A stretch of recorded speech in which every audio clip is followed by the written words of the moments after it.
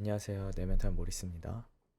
이 영상을 만약 클릭하셨다면 변화를 원하기 때문이라고 생각을 하기 드는데요. 생각처럼 잘 변화하기가 어렵죠. 나는 정말 좀 더 나아지고 싶은데 생각처럼 잘 안 되고 그런 분들에게 이 영상이 도움이 되기를 희망하면서 만들었습니다. 나는 너무나 변화하고 싶은데 일상에서 자연스럽게 하는 어떤 생각이나 행동, 느낌 등의 자동적인 반응들이 마치 변화하려는 나의 마음을 방해하는 것처럼 보입니다.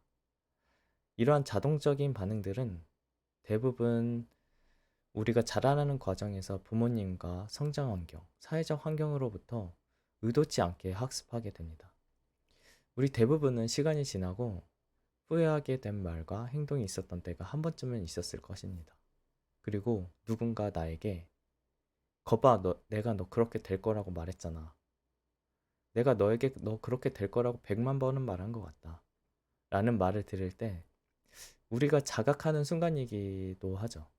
또는 우리는 후회되는 말과 행동을 하면서 아차 싶을 수도 있습니다. 여기에 변화의 단서가 있습니다. 바로 내가 변화하기 위해서 나의 자동적인 반응들을 자각하는 것에서 시작을 해야 합니다. 왜냐하면 나의 자동적인 반응들은 내가 아무리 변화하려고 노력하더라도 자꾸 과거로 나를 되돌리고 있을 테니까요. 그러므로 나의 자동적인 반응을 먼저 알아차리고 거기에서부터 시작해서 변화를 만들어 가야 합니다. 저는 인공지능 개발자로서 인공지능도 그 인간이 하는 것들을 학습을 하잖아요.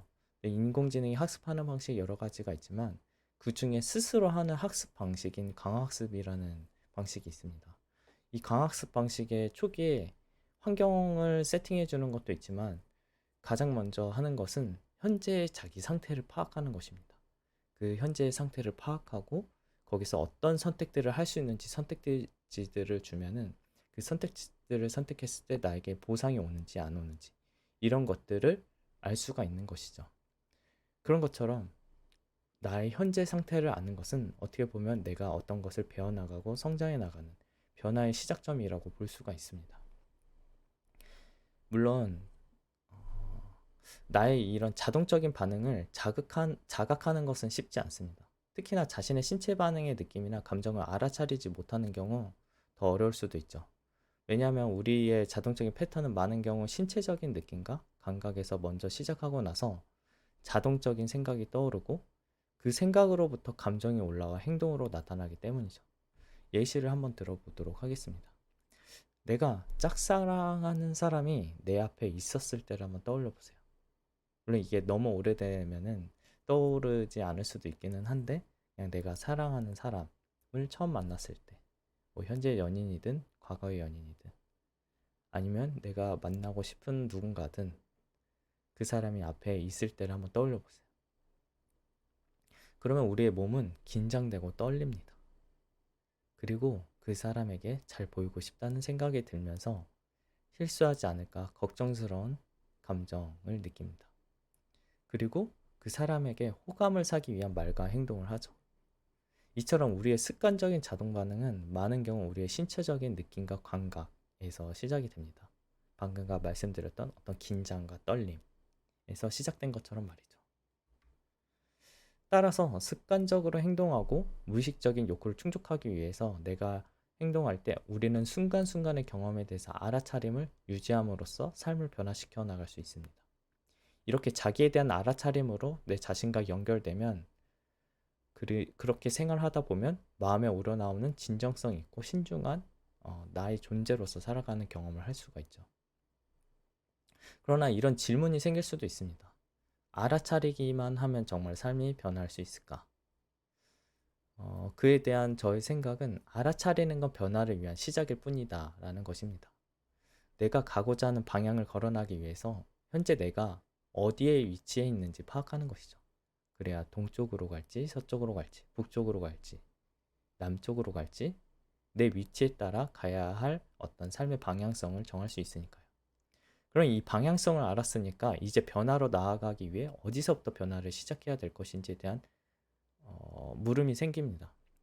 제가 처음에 앞선 페이지에서 말씀드렸던 것처럼 느낌, 생각, 감정, 행동 이 네 가지를 언급했는데요.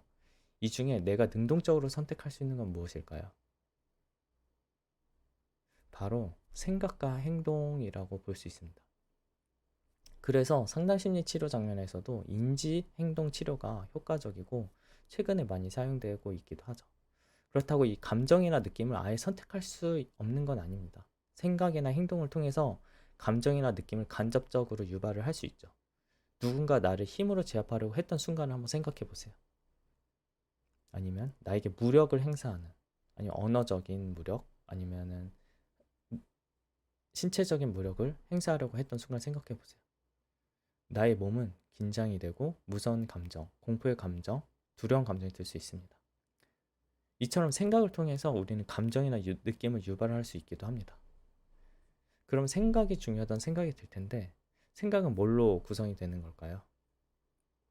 이 생각은 언어로 구성되어 있죠. 언어 철학자 비트겐슈타인도 이 언어는 존재의 집이라고도 말했습니다. 따라서 그 사람의 언어는 그 사람의 존재를 나타나는 것이라고도 볼 수 있죠. 그래서 언어의 변화를 하는 것만으로도 나의 생각이 변할 수 있고 내 삶이 변할 수 있다는 것이죠.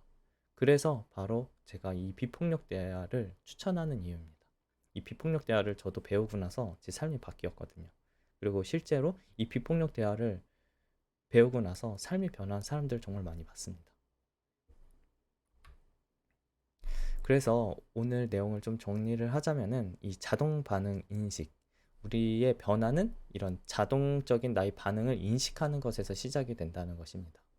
이 과거의 경험을 통해서 깊이 뿌리 박힌 자동적인 생각, 행동, 감정을 인식하고 이해하는 것은 나의 어떤 변화의 필수적이라고 볼 수가 있죠. 두 번째로는 이 자기 인식의 중요성. 그러니까 나의 어떤 신체적 감각의 그 순간순간의 경험과 그 습관적인 반응을 인식함으로써 우리는 의식적으로 나의 행동 패턴을 다른 것으로 변경해서 좀 더 진정성 있는 삶을 살 수가 있죠. 주체적이고, 아, 내가 내 삶을 의식적으로 선택하고 있구나. 세 번째, 이 변화에서 언어의 역할인데요. 이 감정은 직접적으로 통제할 수 없지만 우리의 생각과 그리고 행동에 의해 영향을 받을 수 있습니다. 이 감정과 느낌은 직접적으로 통제할 수 없죠. 그렇지만 간접적으로 할 수 있습니다.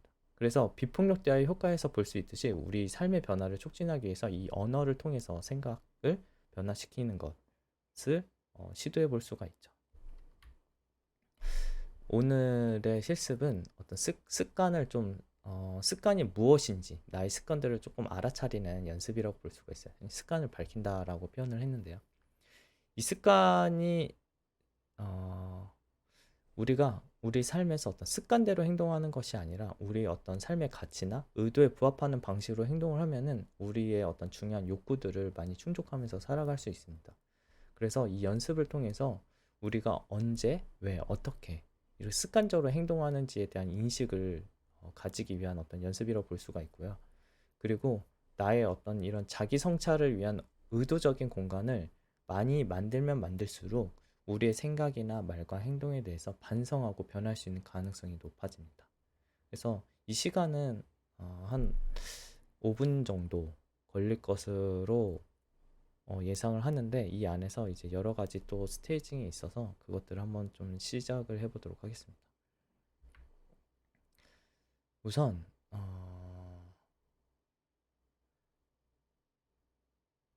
우리가 일상에서 어떤 행동이나 말하기 전에 잠시 멈추고 스스로에게 물어볼 수가 있어요.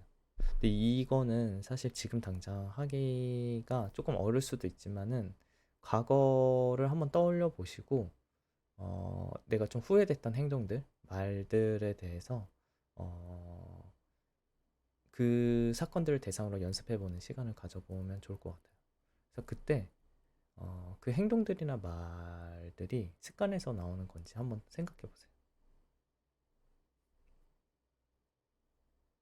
그리고 그 행동이나 말을 함으로써 내가 어떤 욕구를 돌보려고 어떤 욕구가 나한테 너무 중요해서 그런 행동들이 나 말이 나오는 걸까요?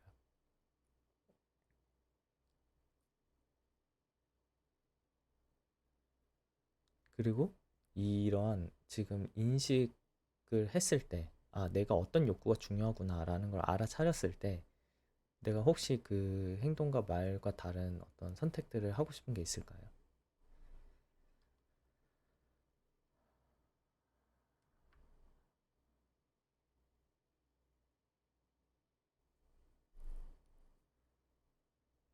그리고 어,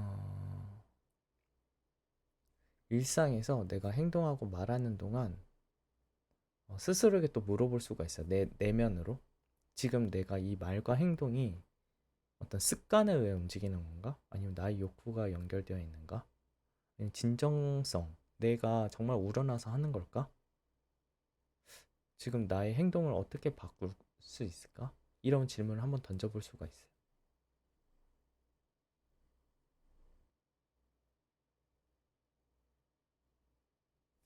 앞에서 했던 거는 이제 말하기 전에, 행동하기 전에 이제 멈추고 질문을 하는 거고, 그 다음 거는 이제 말하는 중, 아니면 행동하는 중, 우리가 스스로에게 해볼 수 있는 질문으로 볼 수 있습니다. 우리가 이렇게 구분이 되어 있는 이유는 제 생각에는 사실 우리가 말하기 전에 알아차리는 경우도 있지만 말하고 있는 중, 행동하는 중에 알아차리는 경우가 있잖아요. 그럴 때 우리가 던져볼 수 있는 질문이라고 보입니다. 이거를 과거의 어떤 사건들을 떠올려서 해보셨다면은 어떤 느낌이나 감각이 지금 느껴지시나요?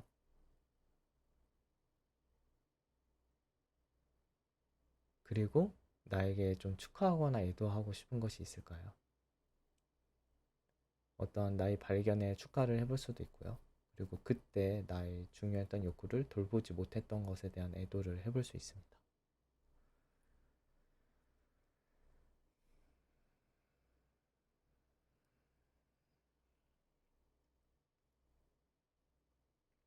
오늘은 이 변화를 하기 위해서 어떤 것을 우리가 좀 이해를 해야 하고, 그리고 어떤 것들을 선택해 볼 수 있는지 이야기하는 시간을 가져봤는데요. 어, 도움이 되셨기를 바라고 오늘도 끝까지 함께 해주셔서 감사하고, 혹시나 질문이나 궁금하신 점 있으면 댓글로 남겨주시면 답변을 드리도록 하겠습니다. 네, 그럼 다음에 또 보겠습니다.